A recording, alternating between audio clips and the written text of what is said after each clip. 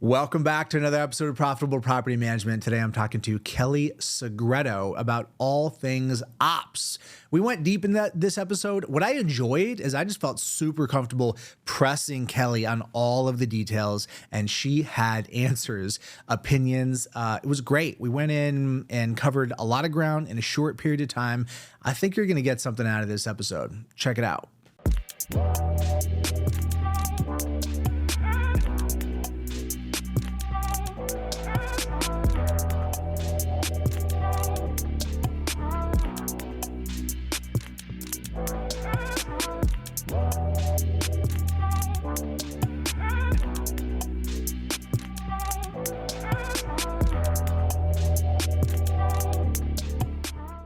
Welcome to the episode of the Profitable Property Management Podcast. I'm your host, Jordan Muela, and today I'm talking to Kelli Segreto. Kelli, thanks for coming on.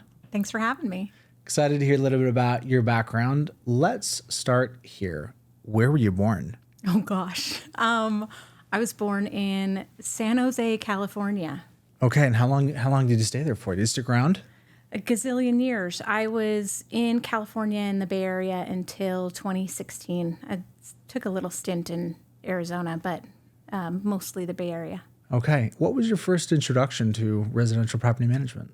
That actually came on the general contractor side. So my ex and I ran a general contracting business, and our predominant client was a property management company that would take on slumlord properties and then get them back up to a standard that they could rent them. And so got my first taste of it there, and then transitioned into, that was in Arizona, and then moved back to California to do multifamily. Okay, great. That's a great vantage point. Let's go with that. What was your impression of property managers as a vendor? Thankfully, the property manager that I was working with was very organized and was very good at what he did.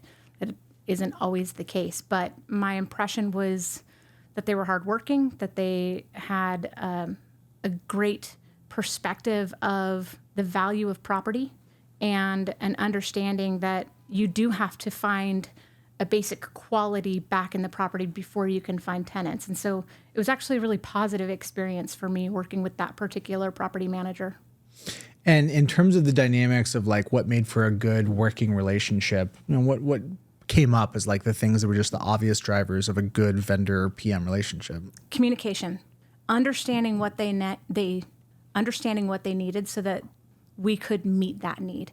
I think a lot of times if you don't have proper expectations set and you're not speaking the same language, a lot of times things go haywire before you have an opportunity to really create a good experience. So for us on the vendor side, it was really helpful to have a very clear picture of what they wanted the product to be so that we could then meet that expectation.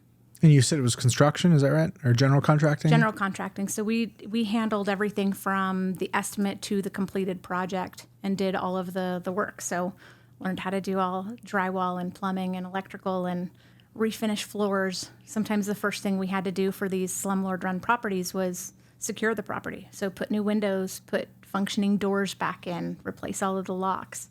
It was a good education period in my career. So reno rehab, but like short of full-blown construction? Correct. Yeah. Got it. Okay. So you mentioned you transitioned, and then from there, the next jump for you was? Property management. So I moved up to, back up to the Bay Area in California, and young family. I had a 18-month-old and was pregnant with number 2. And we needed a place to live and we needed an income. And it was actually my ex-sister-in-law that mentioned apartment managing as a potential way to get into a place to live and have a salary pretty quickly. And so we started looking at those opportunities. Having come from working with property managers, having the background of construction and that kind of piece, we were able to find a position that was considered what they called a pod position in multifamily, where I covered the management side and my ex covered the maintenance side of property management in multifamily communities. What was the size of the multifamily communities? So these were small to mid-level properties. The property that we lived on site with was only 34 doors. Over the next couple of years, I ended up adding additional properties to my portfolio. At the largest, I think I was running 225, but they were all small properties that were spread out in the neighborhood. In California, there's a specific rule that if you have 16 doors or more, you have to have someone living on site. So that's very unique to California in the way that you have to run property management. What's the fundamental difference between multi and single family in your perspective? Oh, man. Fundamental difference. There's a lot of differences. I would say in a lot of ways, the multifamily industry has already found a way to be able to create great experiences for their owners and for their residents. They're looking at this from a commercial standpoint. So when they're working with their owners, they're already investor focused a lot of the time.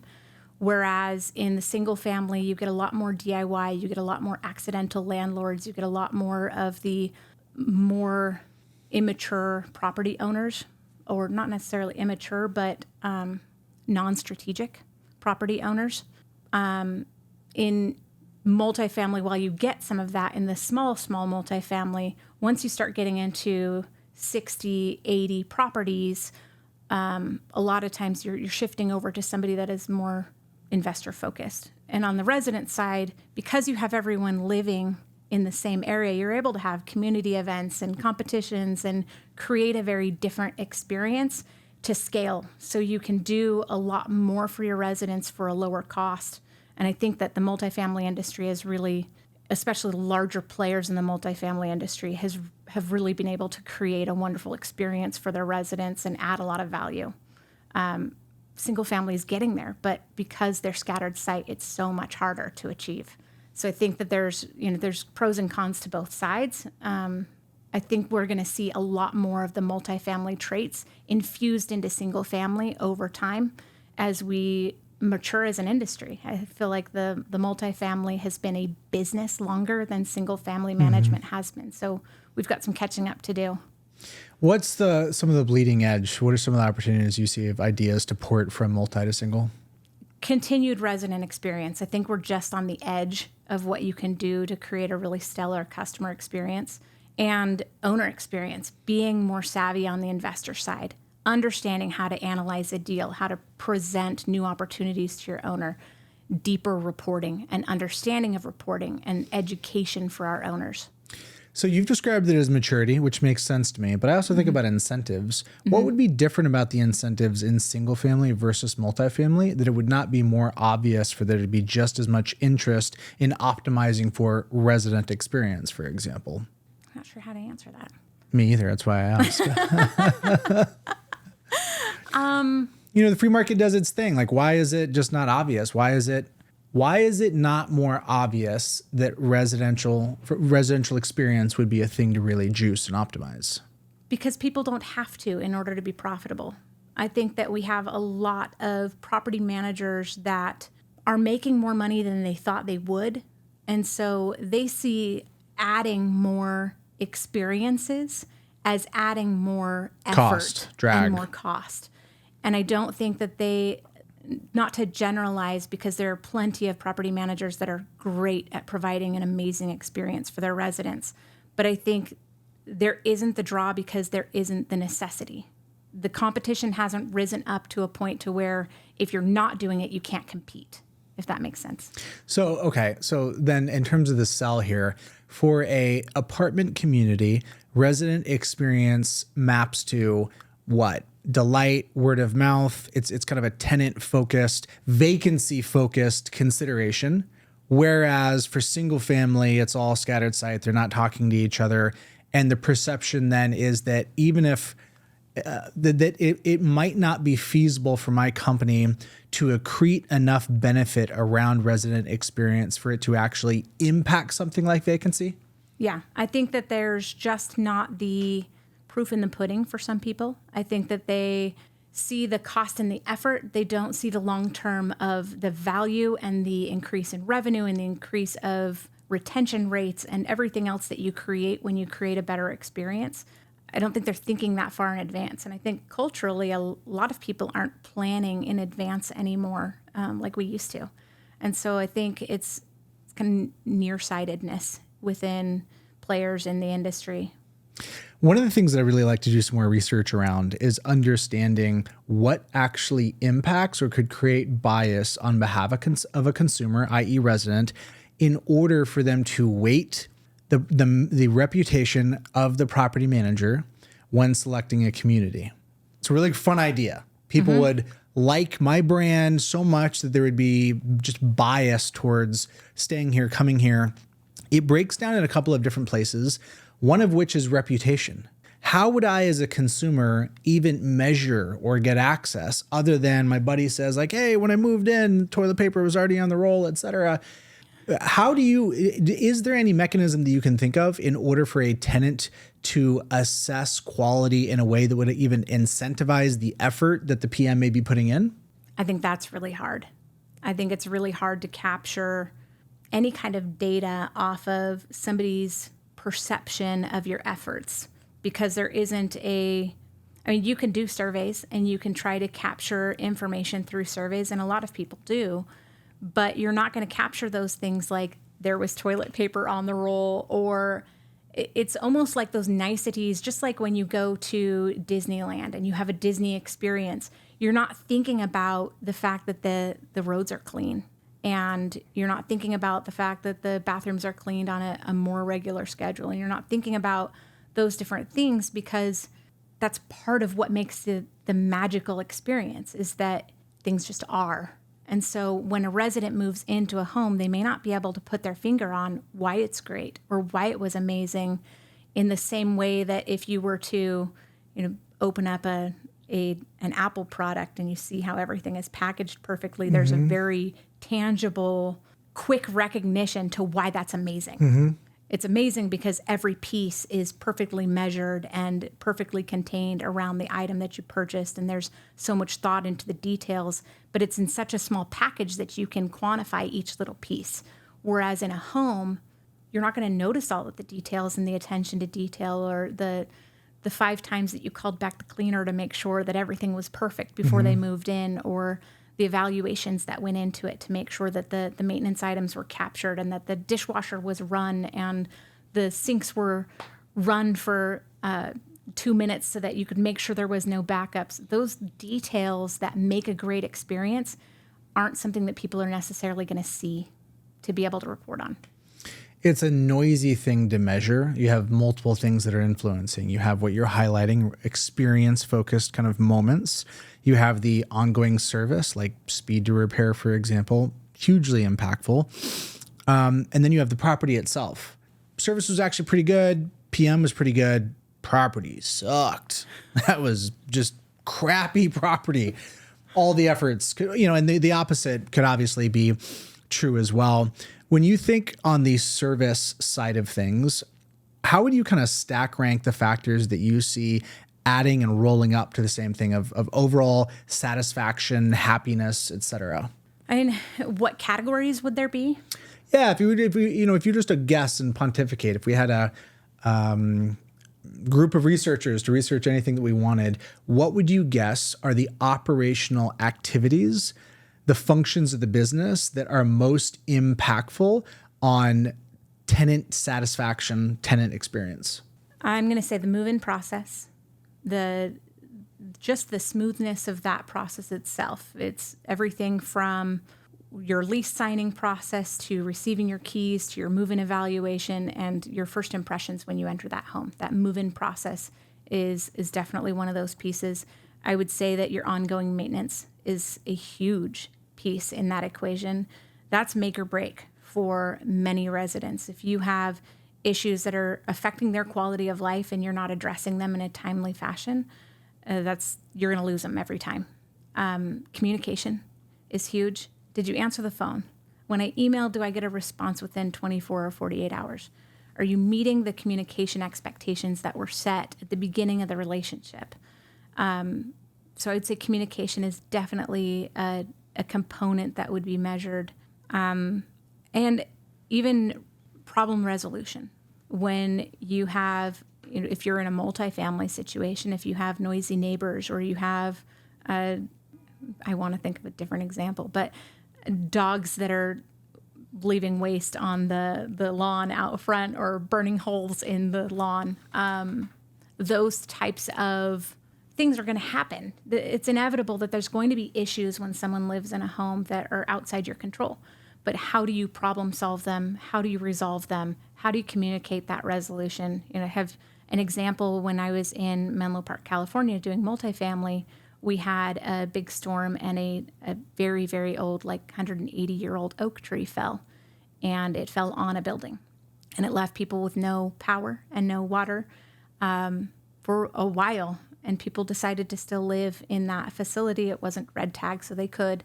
But our overabundance of communication and setting expectations that were not only met but exceeded changed the way that people felt about that experience. And so it shaped, residents that went on to stay longer than they maybe would have had that experience been poor.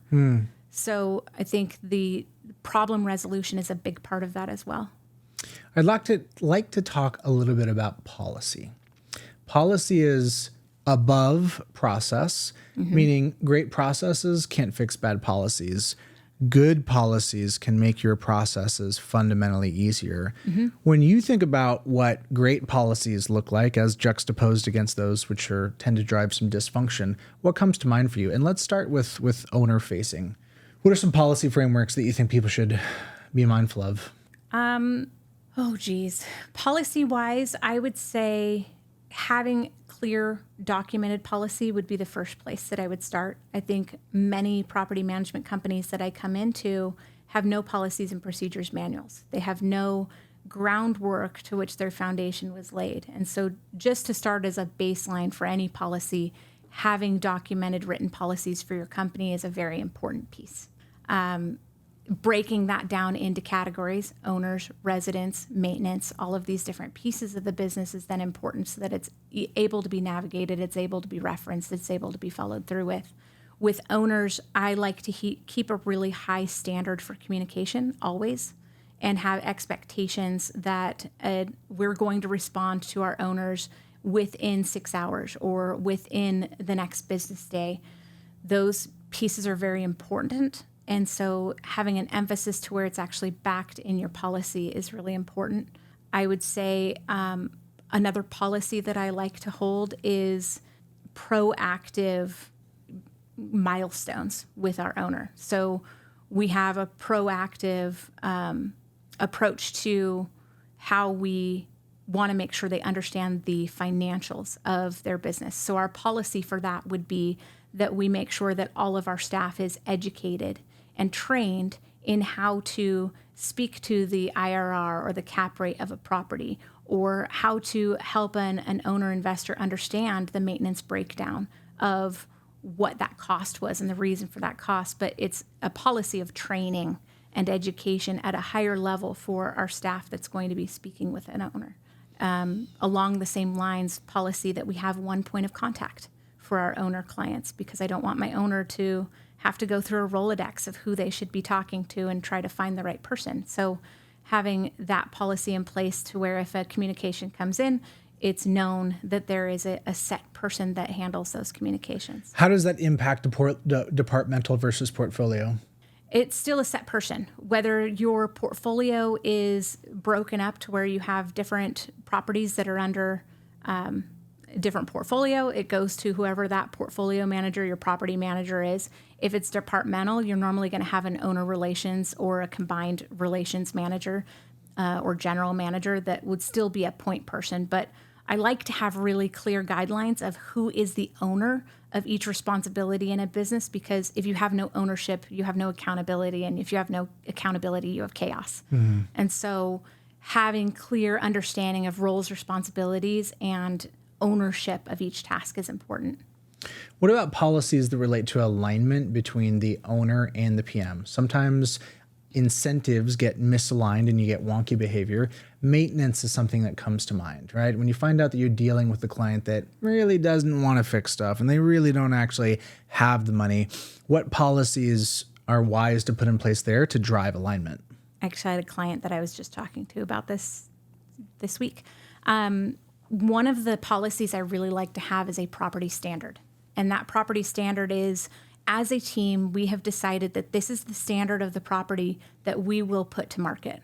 This is the caliber of the materials that need to be used when we do replacements. This is the function of the different appliances that we have in the home. This is the property standard that the staff all agrees with. They all get an input when we're creating it to be able to say, hey, these are the things that we come across in our roles, so that we can build a property standard everyone can be comfortable with and everyone can live by.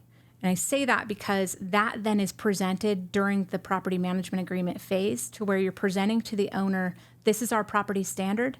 Whether we do the maintenance, whether you do the maintenance, regardless of who does it, a property needs to meet this standard before we're willing to put it to market for you. If that takes longer because you want to do it, that's fine. But we're going to do a property evaluation at the end to make sure that the property meets standard, because we're putting our brand and our name on that property when we put it to market. And so we have a caliber and a standard that we want to hold to in how we're perceived. Because if somebody wants to rent from, XYZ Property Management, they should know what to expect from one of our properties, regardless of who our owners are.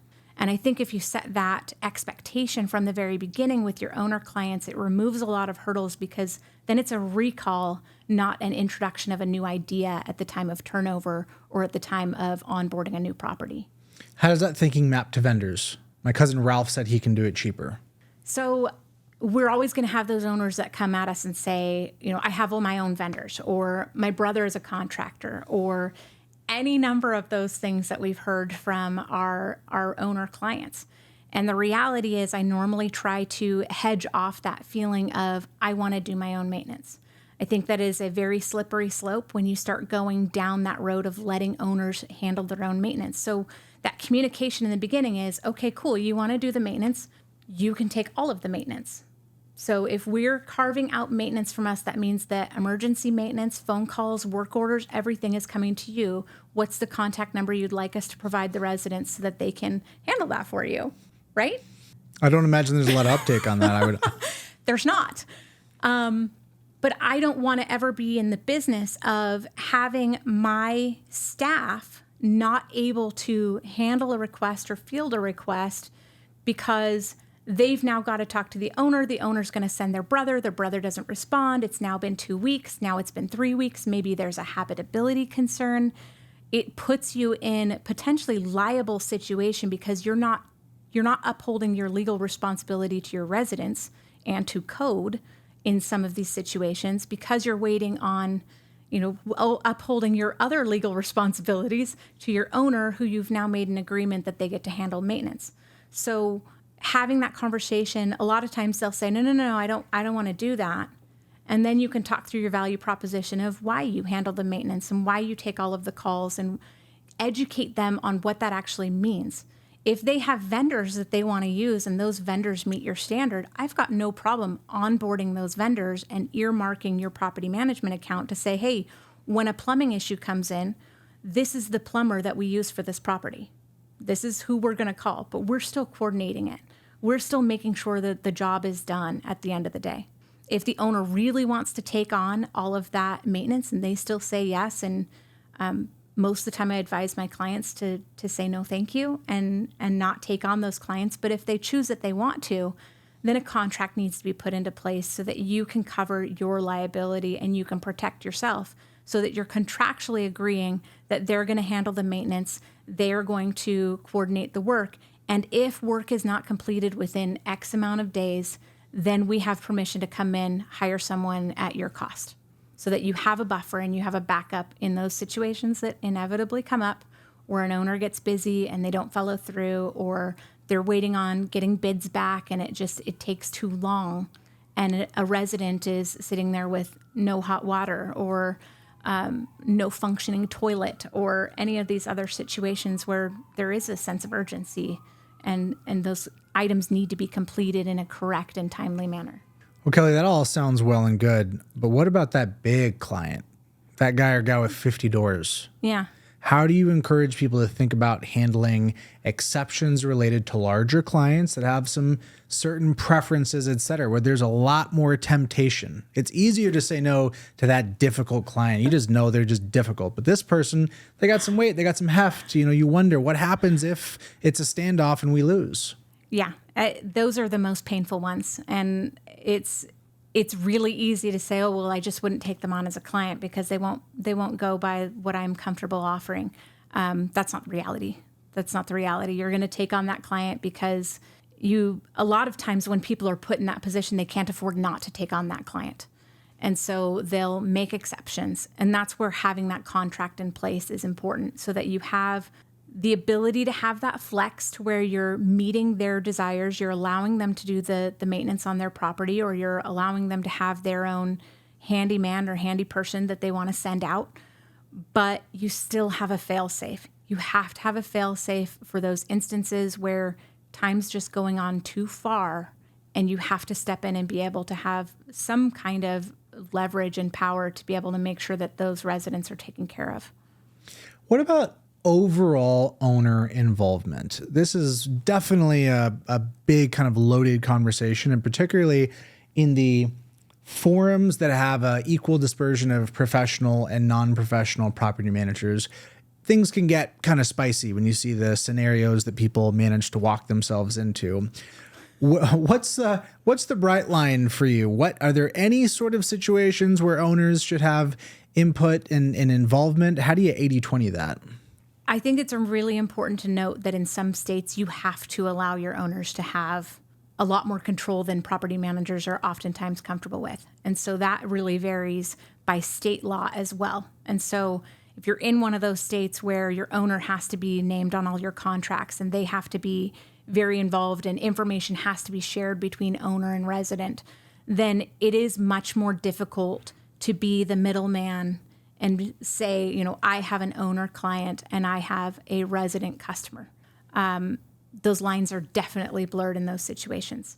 I have seen a lot of property management agreements, and oftentimes for states where that isn't the case, they try to create penalties and they try to create a buffer to where the owner will not contact or have any kind of... if you contact the tenant, you're paying a $300 fee. Mm-hmm. $300, $500. We're dropping you as a client. It gets very dramatic very quickly. But a lot of times it's just not enforced. We don't see that enforced very often. I think that there is a lot of value in keeping those relationships separate. And I always go back to making sure that I'm educating my owners as to the why. Because a lot of times they don't understand that I'm trying to protect them and I'm trying to protect their privacy and their time. All of the reasons that they hired me are what I'm trying to uphold. And if they start having direct communications or they start trying to get too involved, a lot of times it's like, well, why do you have a property manager? Mm-hmm. Do you want someone to manage this for you, or do you want to manage this yourself? Helping them to see the value, helping them to really understand your purpose in the equation of the relationship. I think a lot of it comes down to education. I think a lot of it comes down to personality. You're going to have those owners that that's their personality type. They cannot let go. They need to have their hands in the pot. They need to know everything. But that's where that communication piece and meeting that need through communication starts to be really valuable. So over communicating, telling them what you're doing for them, making sure that they have an understanding of your process, that they know that you're coordinating and you're making calls and you're being proactive and you're meeting the needs of the residents, giving them peace of mind and building that trust is how you help some of those more hands-on clients feel more comfortable over time letting go.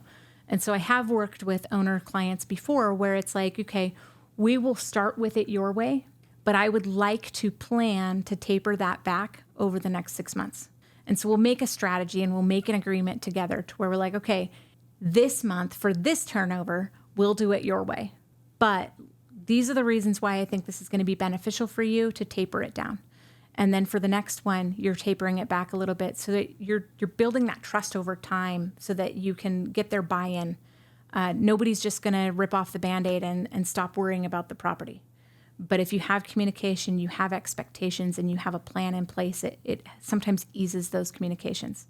You mentioned the example of a fee that isn't billed, and it was a somewhat squirrely example of a owner contacting a tenant, that's going to happen a lot less than the vast majority of fees that are part of the fee surface area. What feedback do you have about this general problem of fees not being enforced? Legitimate, good fees that are foundational to the business and they're on the books, and we had the potentially confrontational conversation with the owner. That's what we should be billing, but we ain't quite billing it all. More common than folks would think, not frequently audited in great granular detail. What have you seen there? What have you experienced? Process, process, process.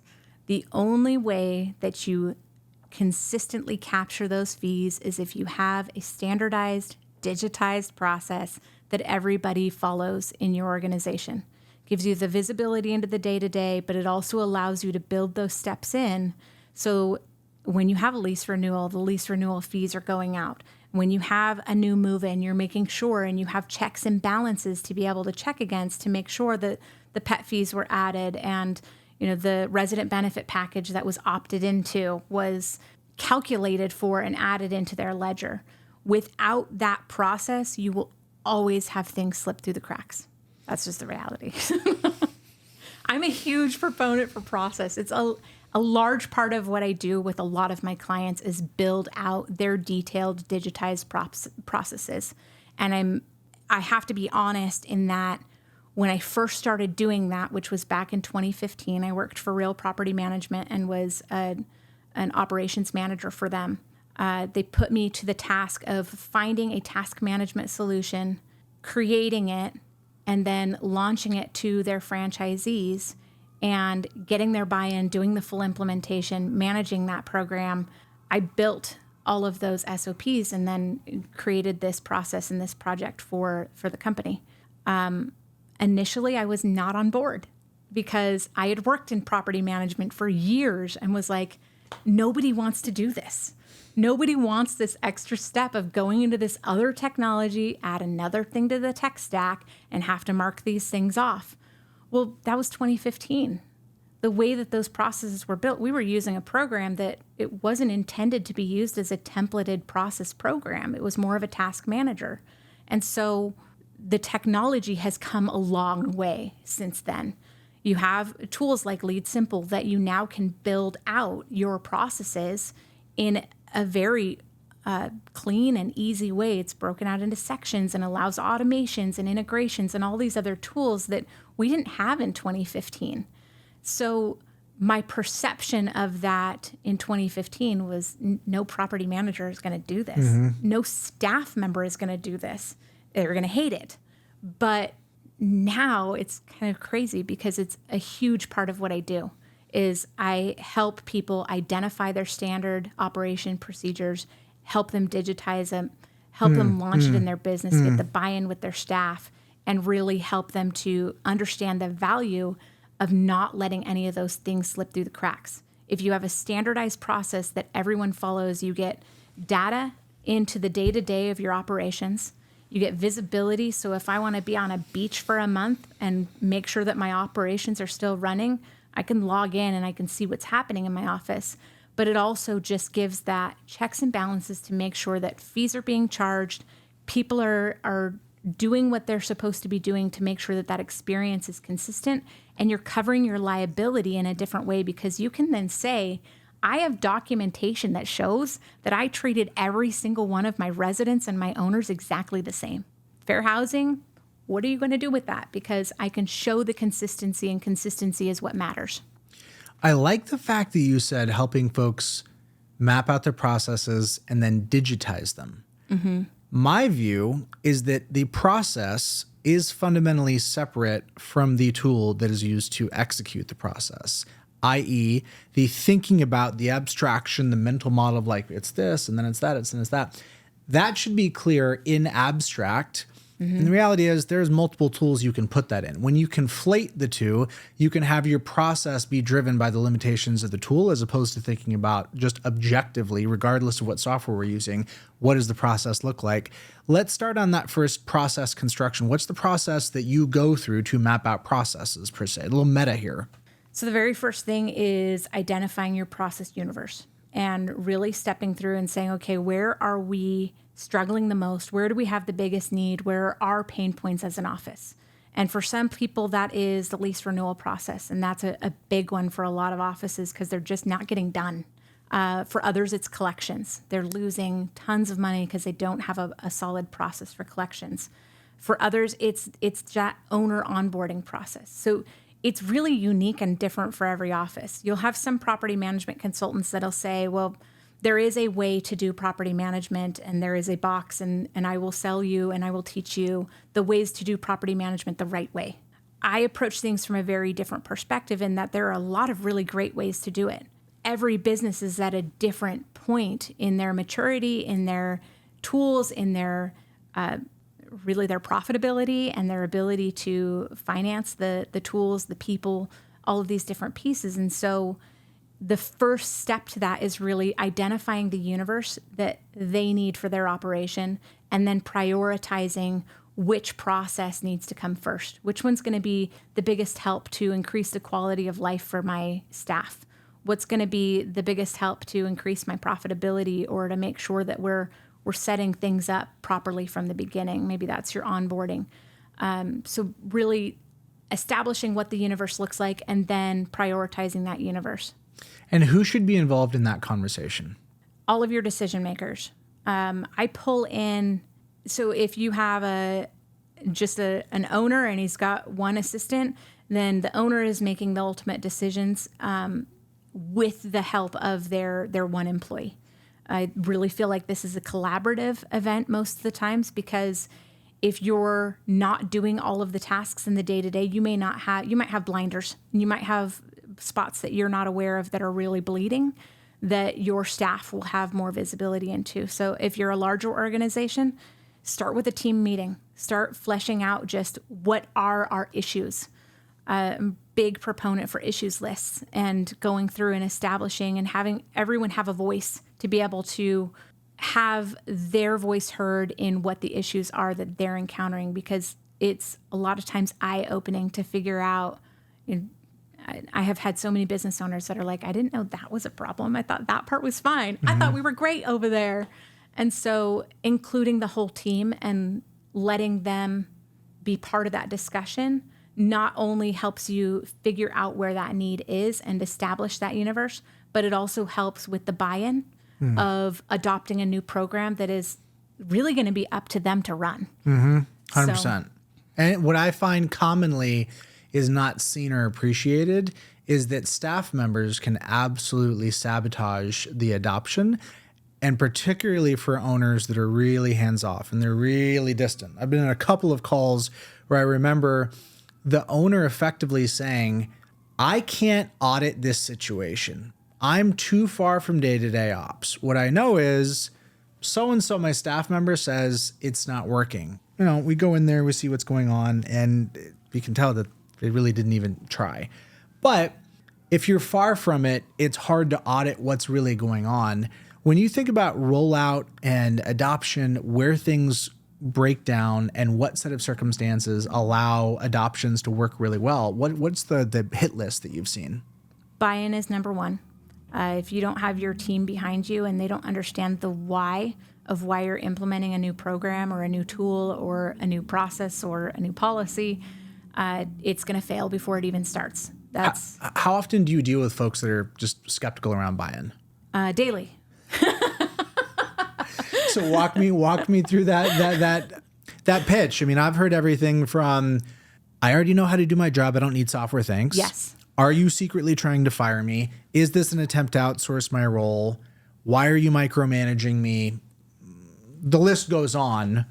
What have you found is like the most compelling way to approach this conversation to communicate how they will get value? Not the business or the business owner, but they will benefit.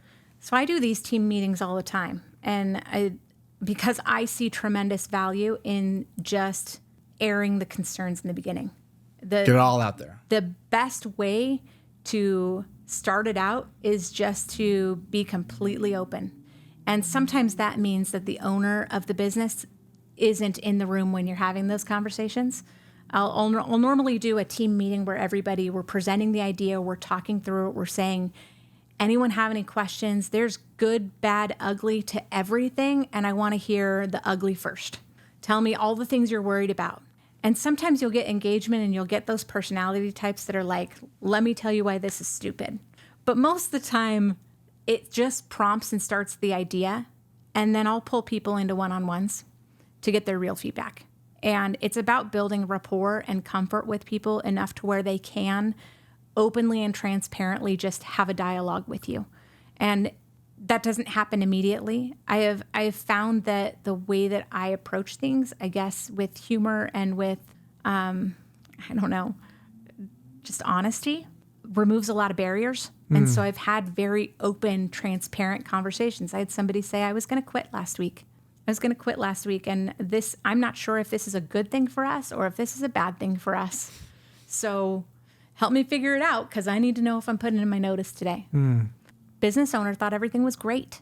And so I think a lot of times it is really helpful to have an outside person be part of that integration process, because not every employee has been in a culture that they've felt that safety in sharing their ideas openly.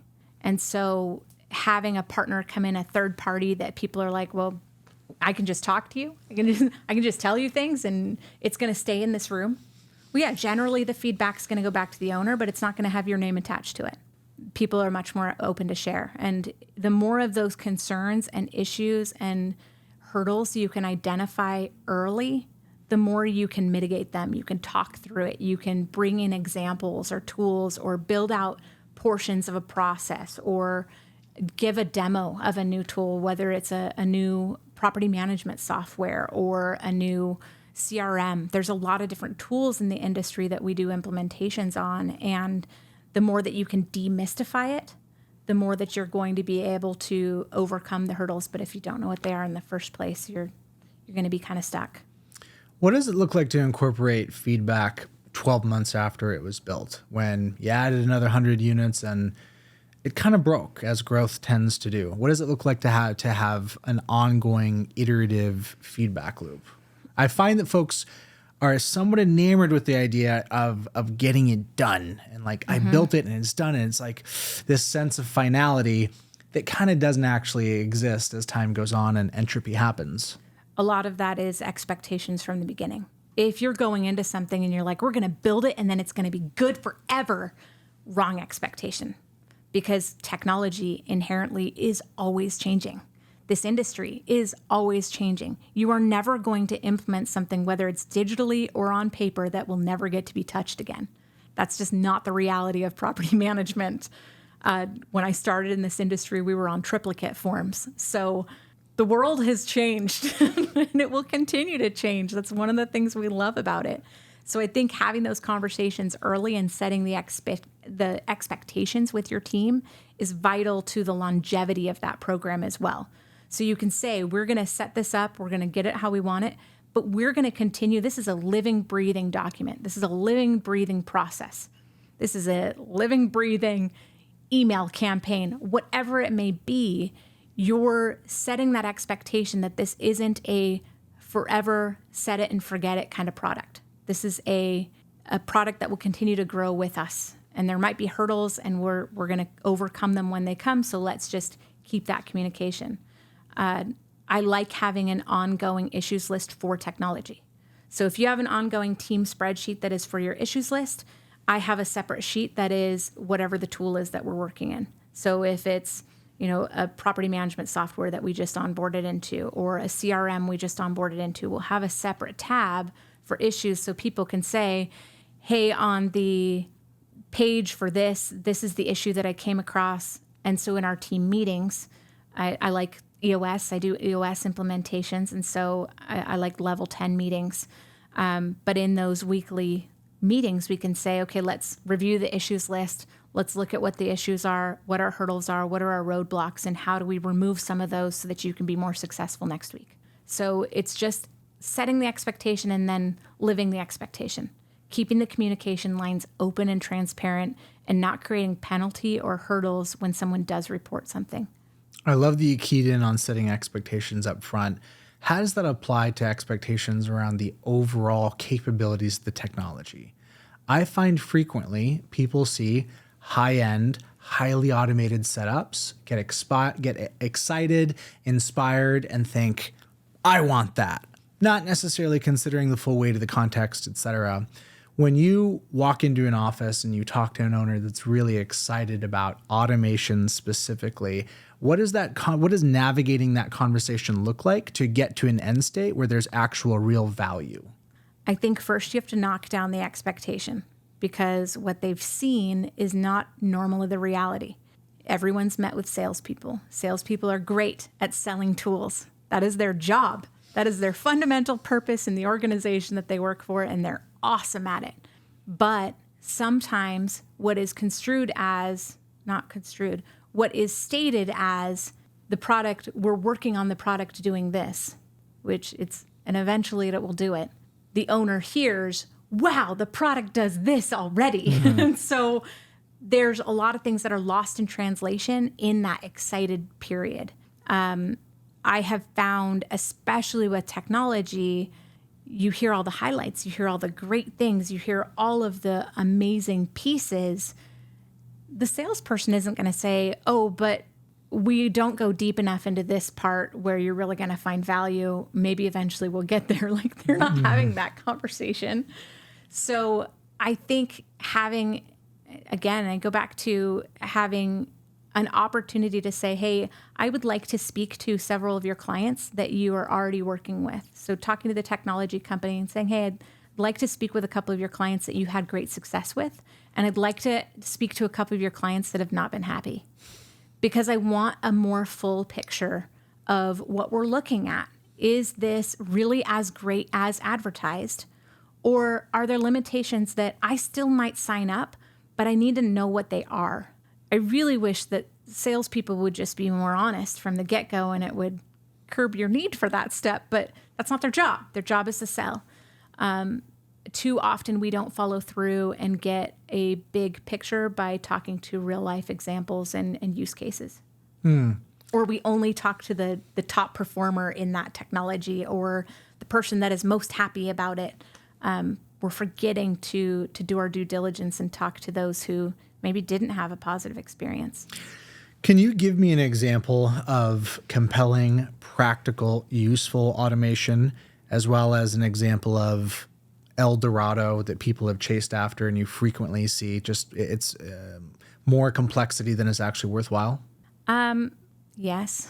I had recently retooled a workflow that was overly complicated, which meant that there were steps that were hidden and contingent upon Zapier fields populating before the next step would show, but Zapier has a delay, and so you were waiting on something to populate that wasn't going to populate for 15 minutes before you could move on to the next step, and it was overly complex. So I think some of those niceties that are bells and whistles in some of these softwares that exist are over the top. They're not useful. And so, practical example, I have this workflow. So the workflow had too many conditional logic steps that were too deep and too complicated to where you really had to complete more of the workflow than was necessary. Or there was a lot of double entry to where you were entering all the information into custom fields in the workflow, but then you also had to enter all that same information into custom fields because Zapier integration didn't work right. There's too much double entry. So I think places where automation really shines is things like templated documents that you can have your text fields populate into your templated document, send that templated document out for signature. You can then have that signed document come back into a Google folder or an Outlook folder without you having to do anything with it. Super valuable automations that are just the busy work, the little things that make your life easier because you don't have to do them anymore. Creation of folders, DocuSign signatures being sent out as part of your process. Those kind of automations are truly valuable. Whereas some of the other automations like zapping a bunch of information from your workflow into a Excel spreadsheet that no one's ever going to look at because you could. There's a difference between purpose-driven and I did it because I could. So when I'm looking at a process, I want to make it as simple and as clean as possible. So if I don't need automation, I'm not going to use automation. If there are other ways to achieve it without automation, I'm not going to use automation because the reality is Zapier is an extra expense, depending on how many Zaps you're using, and it is not always working right.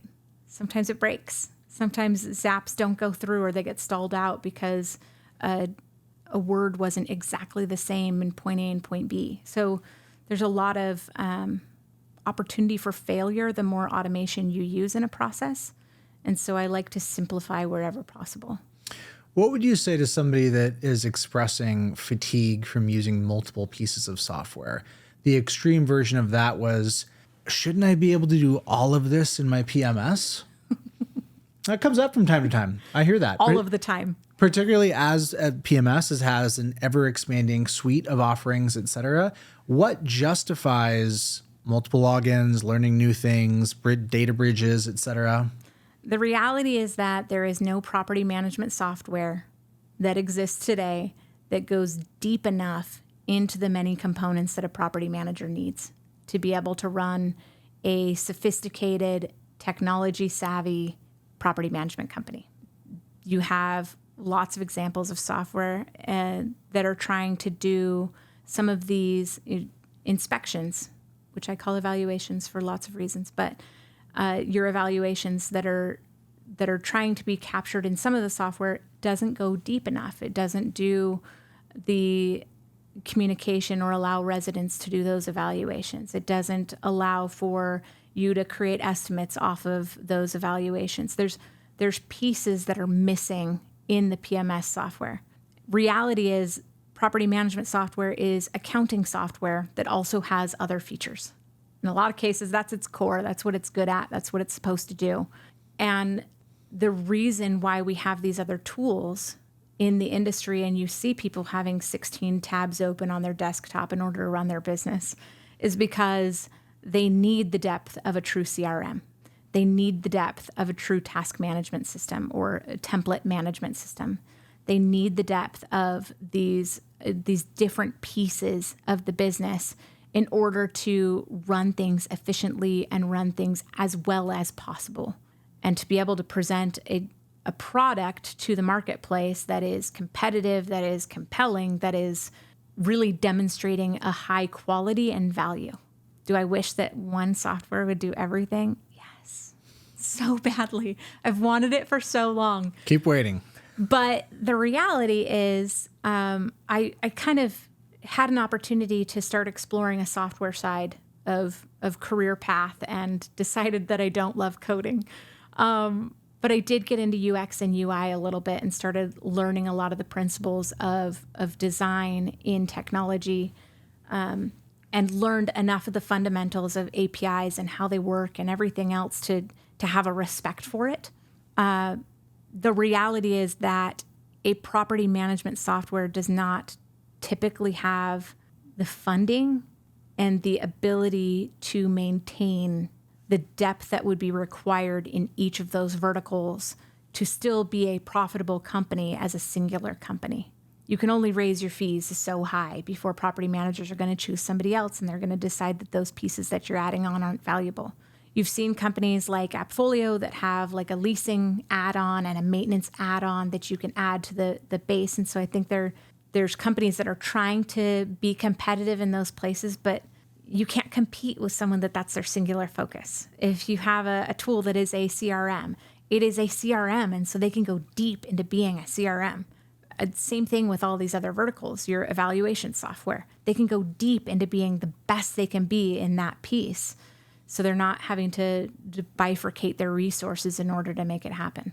You're really making the case for partnerships and integrations. I am. If one piece of software isn't going to do everything, then what you need is best-in-class softwares to talk as functionally and well as they can. We've obviously some seen some movement in the industry. If you could change, typically my question is if you could change one thing about property management, what would it be? I want to ask you, if you could change one thing about the tech landscape in property management, what would it be? I would love to see more partnerships going with true integrations and not just APIs. APIs aren't always great, and they're very limited at times in the endpoints that are made available or the capabilities, and it's not apples to apples all the time in what you can do with your different partners. And you're still having to have a login and a different platform that you're going to at times. Whereas with an integration, you can have a button featured in that property management software that does the function that you need it to in another software, have a pop-up window that stays natively in that software. I would love to see more collaboration and integration. I'm starting to see some of those API partnerships go proprietary, which is... Can you explain what that means?